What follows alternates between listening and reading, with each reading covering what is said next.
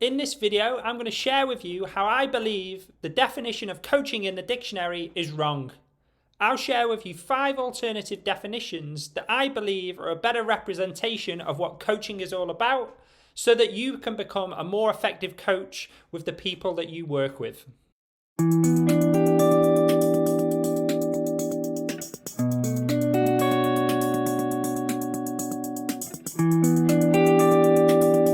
So here is the dictionary definition of coaching.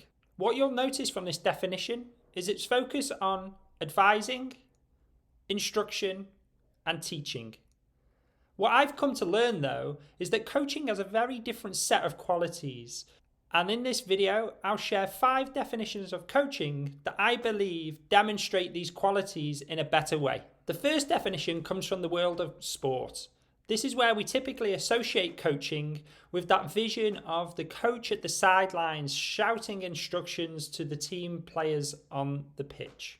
The reality, however, for elite sports coaches is that it's not about shouting instructions from the pitch. It's actually a different kind of coaching that is focused on unlocking the potential of the team. The best definition in the sports world of coaching comes from Timothy Gallwey, the author of The Inner Game of Tennis.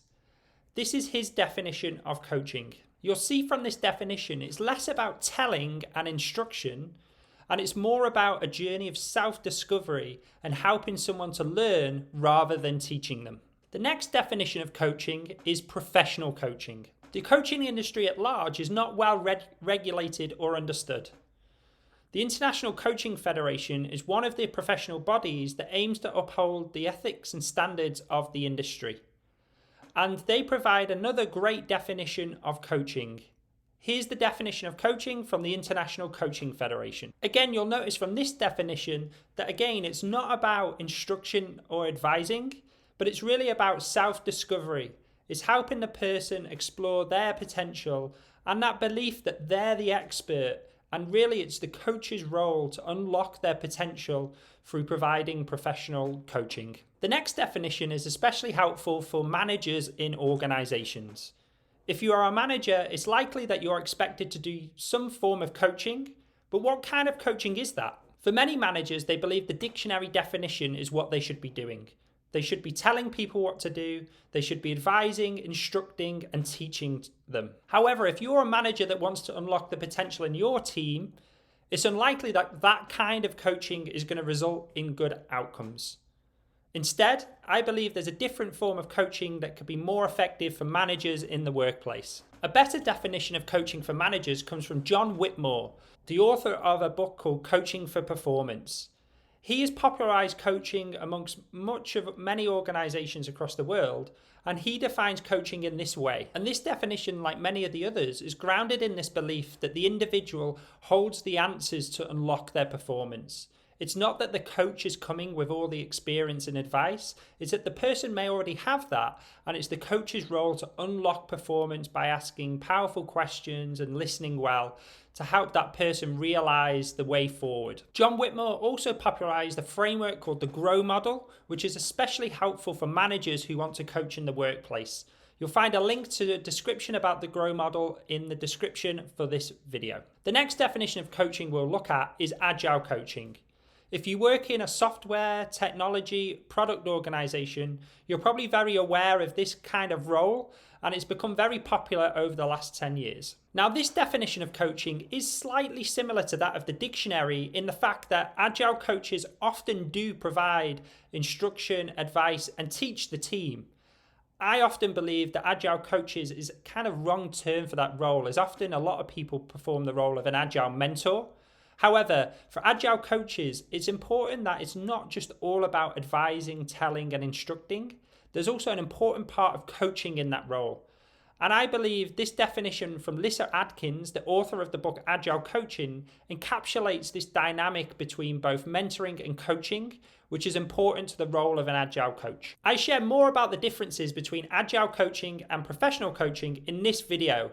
You'll be able to learn the differences so that you can understand what coaching is most relevant for your organization. The final definition of coaching I'm going to share with you now is life coaching. Perhaps the most general and broadest type of coaching of these definitions, Life coaching really looks at the person's whole experience and looks to explore what can unlock their performance in many different facets of their life. This type of coaching has been popularized by many self-help gurus. If you spend a few minutes Googling life coaching, you'll come across endless number of programs, courses that aim to say they'll change your life in a matter of days, if not hours.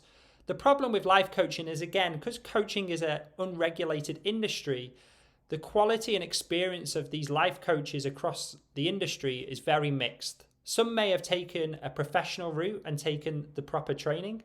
Others may have just pretty much paid for a certificate and downloaded it off the internet.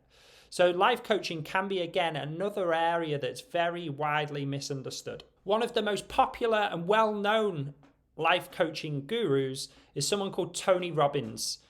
And he shares this definition of life coaching from his website. And you'll notice in this definition the difference again, where it's not a focus on advising, instruction, and telling. It's again using techniques to unlock the person's potential and help them realize what's possible. So to conclude, they were 5 definitions of coaching that I believe encapsulate the power and the quality of coaching better than the dictionary definition. The key thing I'd like you to take away from this video is coaching is not primarily about advising, telling, or instructing. The key thing about coaching is really about self-discovery. And the role of the coach is really to use techniques that enable a person or a team to self-discover the answer. So I hope these definitions of coaching help you find your way forward, both in becoming a better coach, but also in finding a coach that can help you unlock your potential. Don't forget to hit subscribe so that you get all the best insights to help you, your team, and organization improve.